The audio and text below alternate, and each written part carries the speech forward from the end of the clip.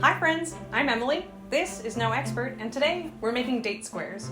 What are date squares, you might ask? Great question. Date squares, like Nanaimo bars, are a Canadian classic. You would see them at bake sales, coffee shops, holiday parties, regular parties, weddings, all over the place, but they really haven't made as much of a splash down here in the US, which is too bad because they are delicious, super tasty, and super easy to make. So today I thought I would show you how to make a date square. Let's get to it. I'm going to start by making my filling. I'm combining about a pound of chopped pitted dates with a half cup of brown sugar and a cup of water and cooking them together until the mixture is soft. Then adding a splash of lemon juice, a good amount of vanilla, a pinch of salt, and I'm setting it aside to cool.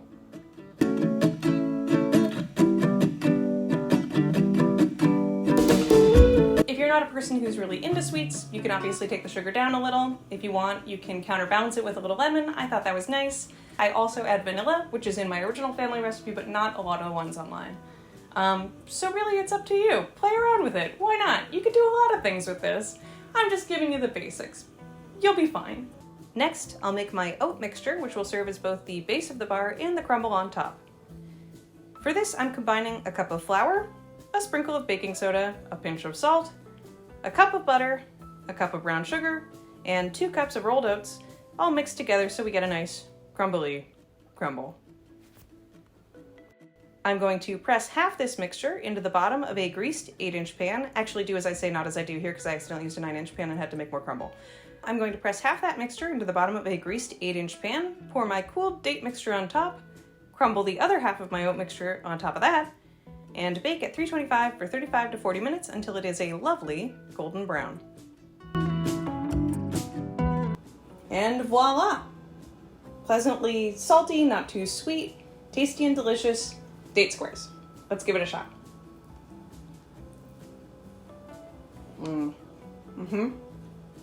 Yeah. A little bit of crunch, a little bit of chew. They're perfect.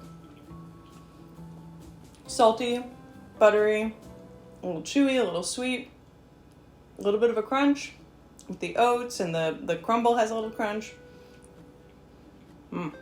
Yeah, that's pretty good. You should probably try this. And there you have it. Now you know how to make a date square. Easy, right? You can use this same basic process and recipe to make all sorts of different fruit bars if you want. I've seen people make apricot squares and raspberry squares and probably other squares that I can't think of right now, but at least there's 2 other squares that you can try. Really, whatever flavors tickle your boat.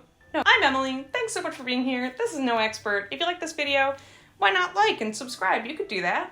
No pressure though, whatever you want. I hope you're great, and I'll catch up with you later. Okay, bye-bye. Bye-bye.